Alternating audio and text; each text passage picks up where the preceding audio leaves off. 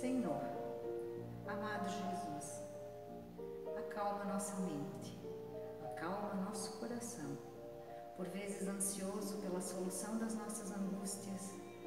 Estimula em nós a necessária paciência, tão salutar e indispensável ao nosso crescimento e entendimento do que nos acontece.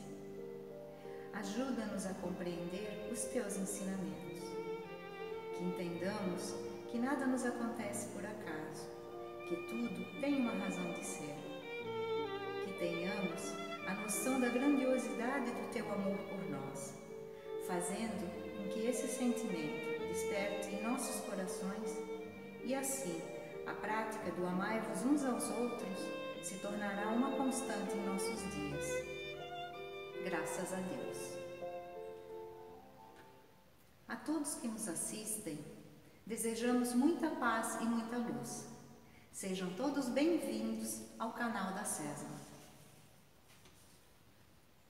Entre a multidão que invariavelmente acompanhava Jesus nas pregações do lago, achava-se sempre uma mulher de rara dedicação e nobre caráter, das mais altas colocadas na sociedade de Cafarnaum. Tratava-se de Joana, consorte de Cusa, intendente de Antipas, na cidade onde se conjugavam interesses vitais de comerciantes e de pescadores. Joana possuía verdadeira fé. Contudo, não conseguiu forrar-se às amarguras domésticas, porque seu companheiro de lutas não aceitava as claridades do Evangelho. Considerando seus dissabores íntimos, a nobre dama procurou o Messias, numa ocasião em que ele descansava na casa de Simão, e lhe expôs a longa série de suas contrariedades e padecimentos. O esposo não tolerava a doutrina do mestre. Alto funcionário de Herodes, em perene contato com representantes do império, repartia suas preferências religiosas, ora com os interesses da comunidade judaica, ora com os deuses romanos, o que lhe permitia viver com tranquilidade e dócil, fácil e rendosa. Joana confessou ao mestre os seus temores, suas lutas e desgostos no ambiente doméstico, expondo suas amarguras em face das divergências religiosas existentes entre ela e o companheiro.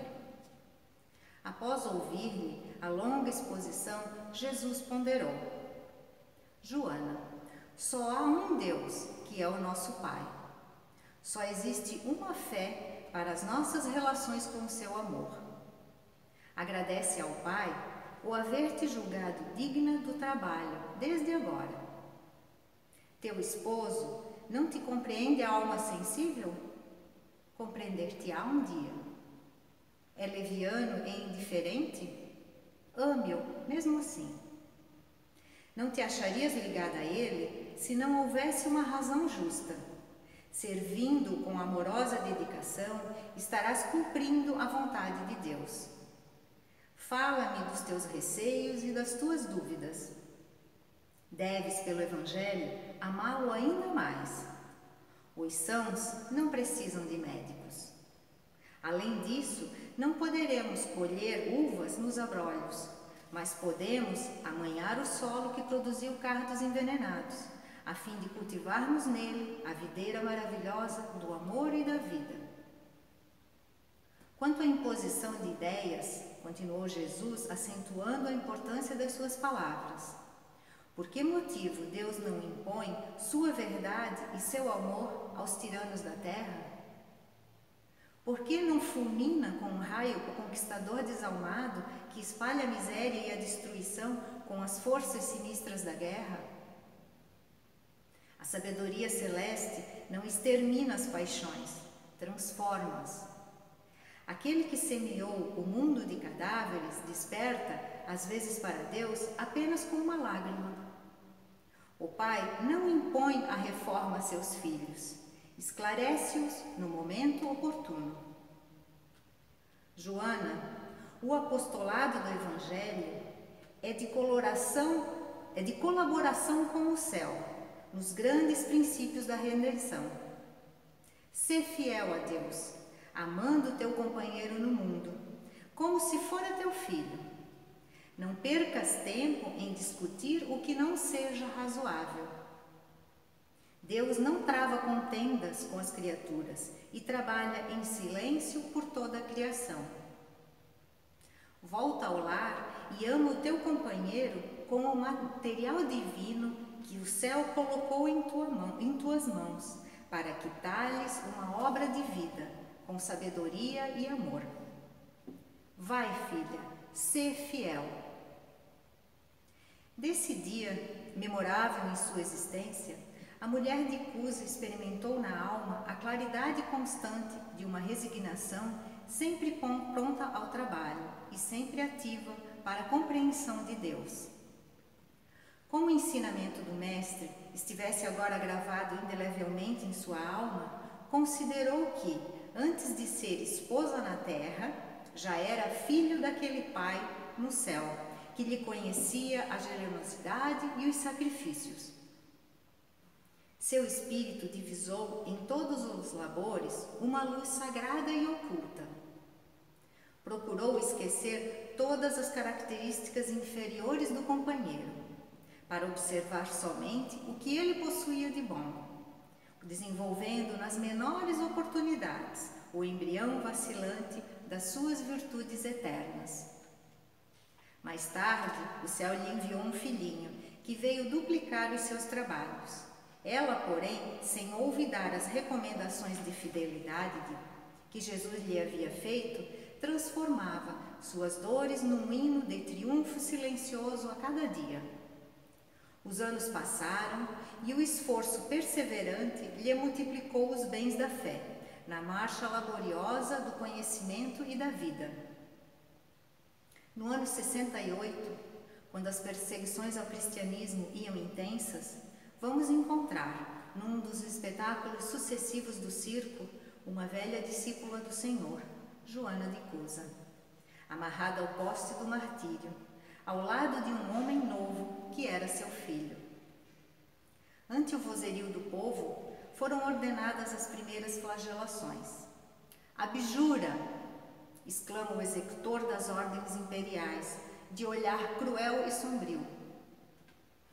A antiga discípula de Jesus contempla o céu, sem uma palavra de negação ou queixa. Então, o açoite vibra sobre o rapaz seminu que exclama entre lágrimas: Repudia Jesus, mãe! Não vês que perdemos? Abjura, por mim que sou teu filho. Pela primeira vez, os olhos da mártir corre a fonte abundante das lágrimas. As rogativas do filho são espadas de angústia que lhe retalham o coração. Abjura! Abjura! Joana ouve aqueles gritos, recordando uma existência inteira. O lar risonho e festivo, as horas de ventura, os desgostos domésticos, as emoções fraternais, os fracassos do esposo, a sua desesperação e a sua morte, e a viuvez, a desolação e as necessidades mais duras. Em seguida, antes dos apelos desesperados do filhinho, recordou que Maria também fora mãe. E vendo o seu Jesus crucificado no madeiro da infâmia, soubera conformar-se com os desígnios divinos.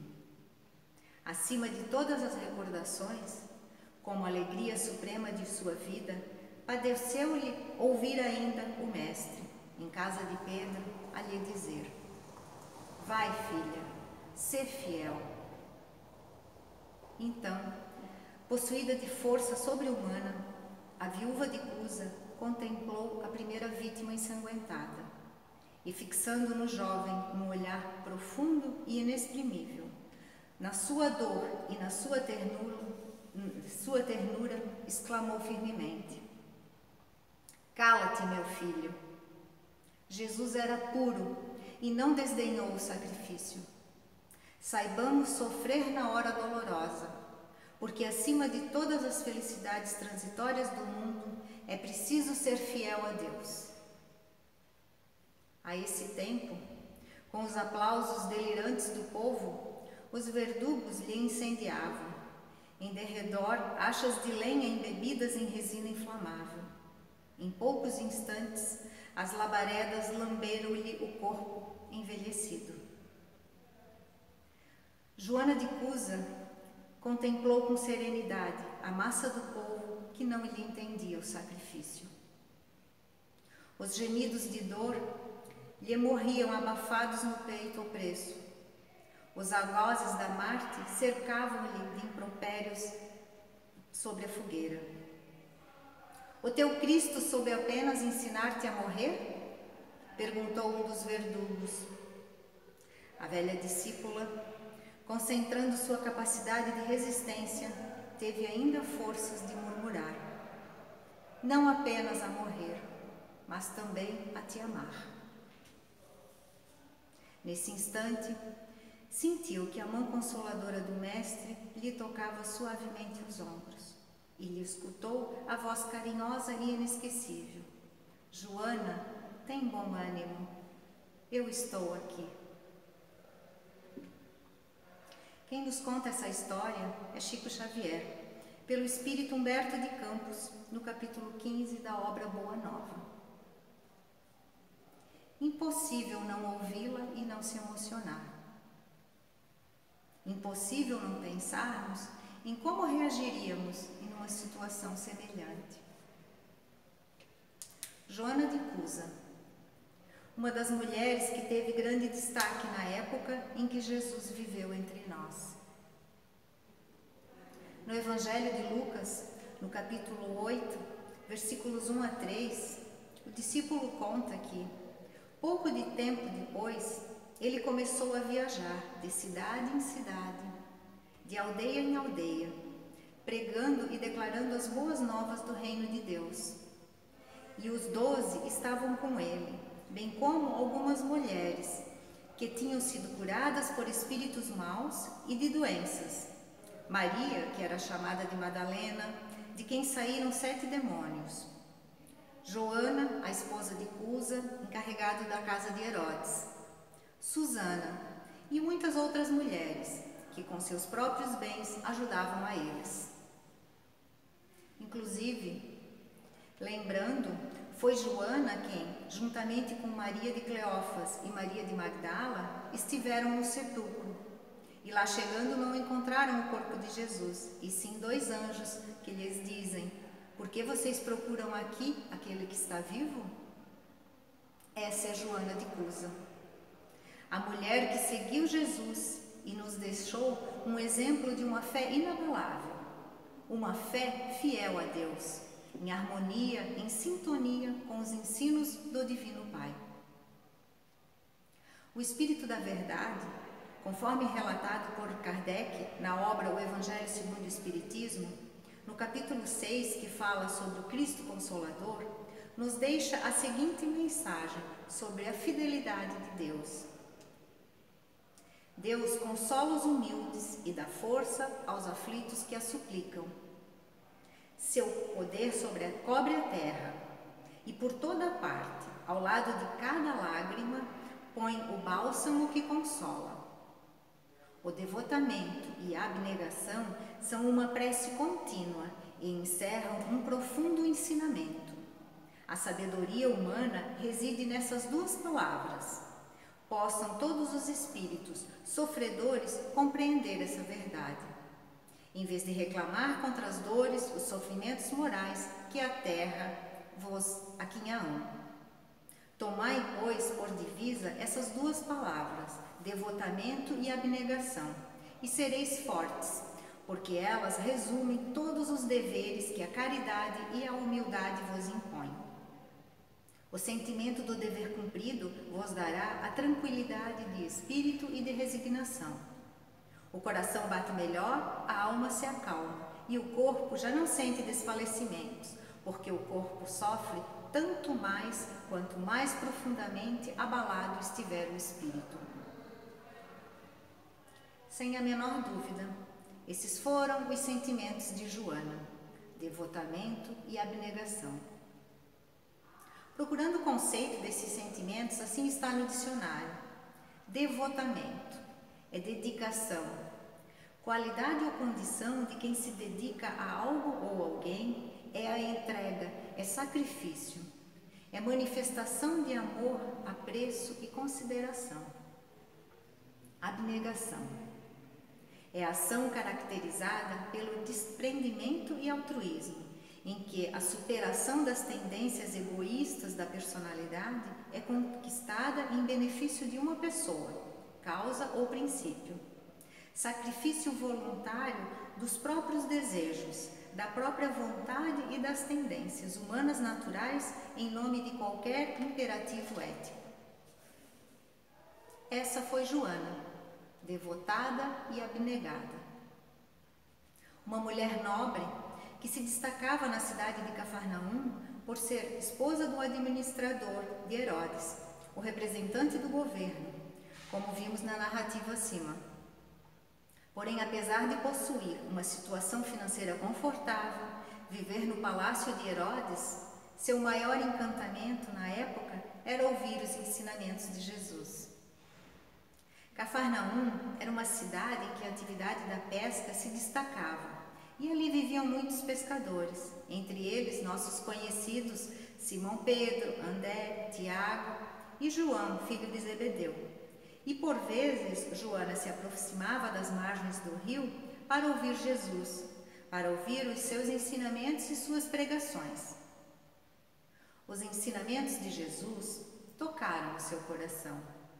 E essa foi a razão dela ter procurado por ele na casa de Simão para expor suas angústias. Joana sentiu a presença de Deus em seu coração e não desanimou quando Jesus lhe disse: volta ao lar e ama o teu companheiro como material divino que o céu colocou em tuas mãos. Assim, como Joana de Cusa, nós também temos muitas maneiras de sentir Jesus. Podemos senti-lo através da nossa consciência, através do nosso conhecimento moral ou intelectual, através da dor, através da caridade, através de uma prece ou até mesmo através da natureza. Como podemos sentir Jesus em nossa consciência?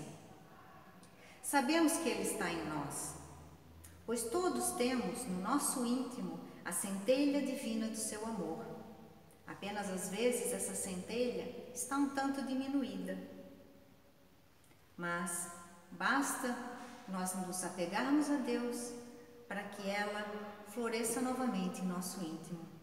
Basta lhe acendermos com devotamento, com atitudes diárias, tendo simplicidade no coração, humildade de espírito, amando ao Deus e ao próximo como amamos a nós mesmos, sendo caridosos, arrependendo-nos diante de um erro cometido, sendo pacíficos, tratando o próximo como gostaríamos de ser tratados, sendo misericordiosos, solidários com a dor do outro.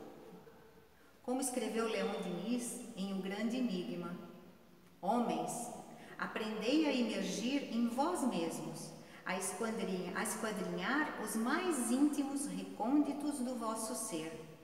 Interrogai-vos no silêncio e no retiro, e aprendereis a reconhecer-vos, a conhecer o poder escondido em vós.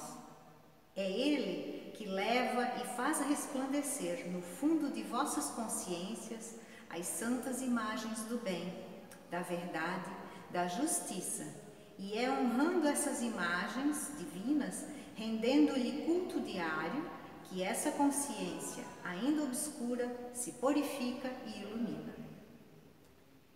Joana soube sentir Deus em sua consciência quando percebeu o verdadeiro sentido do apostolado do Evangelho, que é a colaboração com o céu nos princípios da redenção. Também podemos sentir Deus através do conhecimento, seja moral, seja intelectual.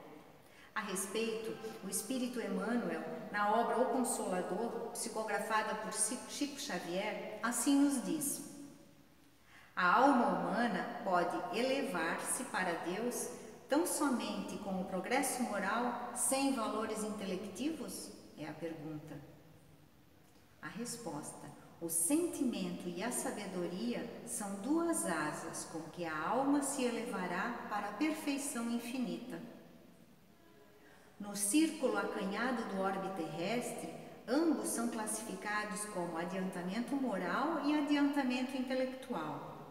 Mas como estamos examinando valores propriamente do mundo, em particular, devemos reconhecer que ambos são imprescindíveis ao progresso, sendo justo, porém, considerar a superioridade do primeiro sobre o segundo, porquanto a parte intelectual, sem moral, pode oferecer numerosas perspectivas de queda na repetição de experiências, enquanto que o avanço moral jamais será excessivo, representando o núcleo mais importante das energias evolutivas.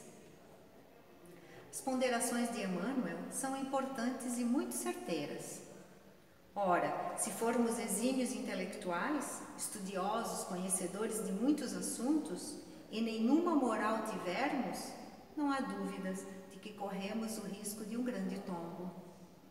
Porém, ao contrário, se temos pouco conhecimento intelectual, porém nossa moral está elevada, é compreensível que Emmanuel tenha colocado que o avanço moral jamais será excessivo. Mas é importante tentarmos equilibrar as duas formas de conhecimento. O conhecimento moral pode ser avaliado através de nossas atitudes diárias, conhecendo nossos sentimentos íntimos e nos questionando com frequência se o nosso comportamento está de acordo com o que Deus espera de nós. Conhecendo o Evangelho de Jesus, percebemos que tudo está em nosso íntimo, na nossa evolução moral, que está intimamente ligada aos nossos sentimentos, ao nosso comportamento diário, na forma como tratamos o irmão que está ao nosso lado. Se temos o conhecimento moral, nossa caminhada com certeza será menos árdua.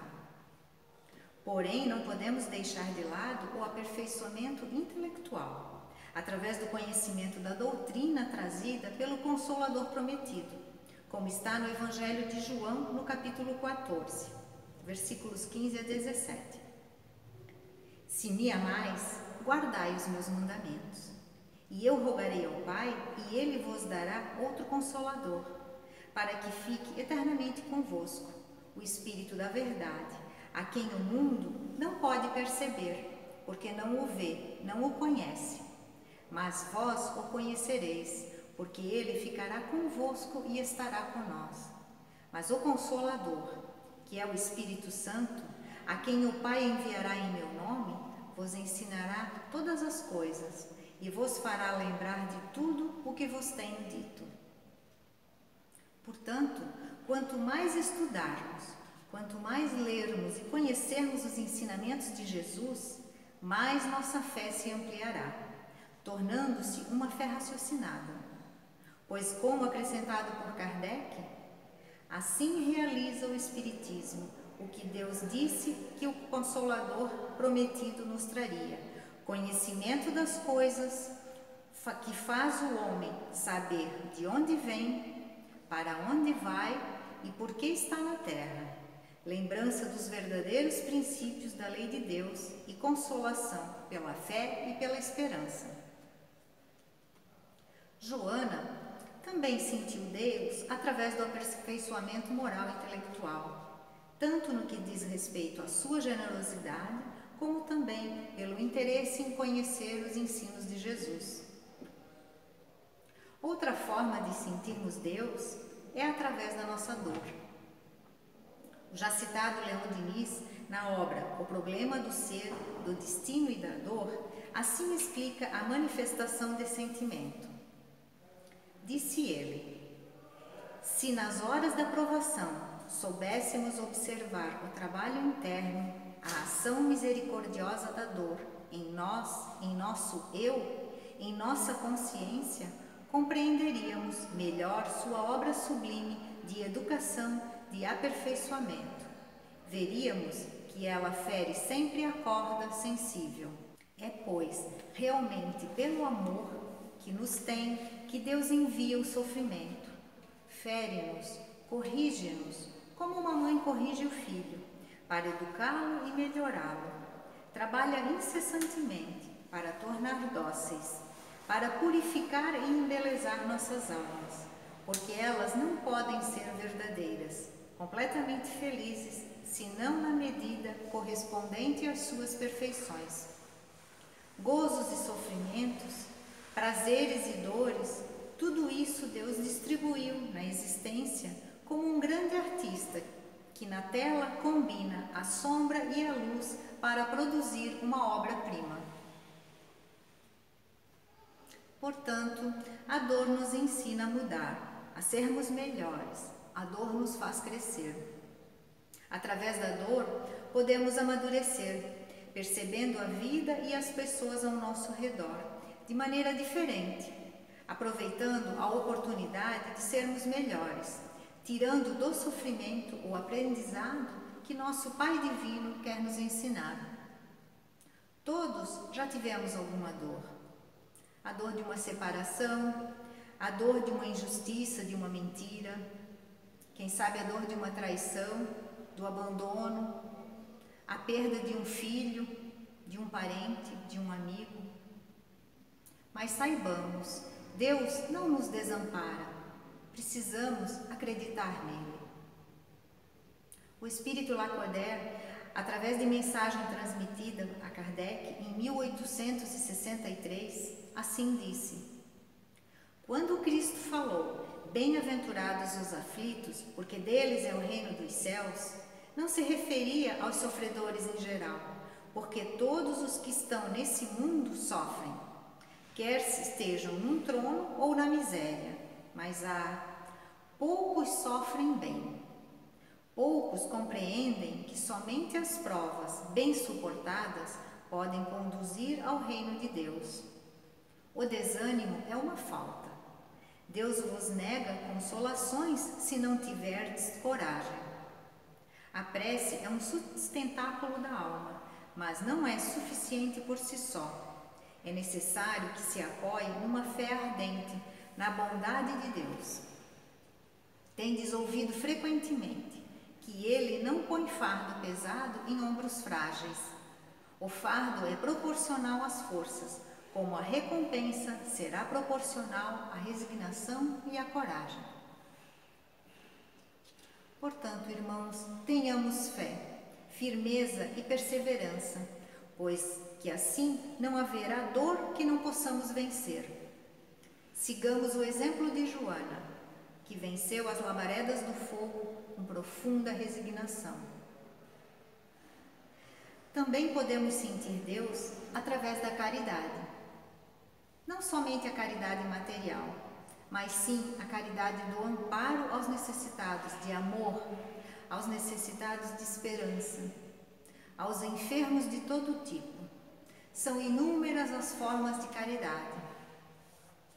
Paulo, na carta a Coríntios, capítulo 13, versículos 1 a 7, assim escreveu: se eu falar a língua dos homens e dos anjos, e ainda assim não tiver caridade, como o metal que soa, ou como o sino que tine, se eu tiver o dom da profecia, e conhecer todos os mistérios, e quando se pode saber, se tiver toda a fé, até o ponto de transportar montes, e não tiver caridade, não sou nada. E se eu distribuir todos os meus bens em sustento dos pobres, se eu entregar o meu corpo para ser queimado, se todavia eu não tiver caridade, isso nada me aproveita. Caridade é paciente, é benigna. A caridade não é invejosa, não obra temerária nem precipitadamente, não se ensoberbece, não é ambiciosa, não busca seus próprios interesses, não se irrita, não suspeita mal, não folga com a injustiça, mas folga com a verdade. Tudo tolera, tudo crê, tudo espera, tudo sofre. A caridade nunca, jamais há de acabar, ou deixem de ter lugar as profecias, ou cessem as línguas, ou seja abolida a ciência.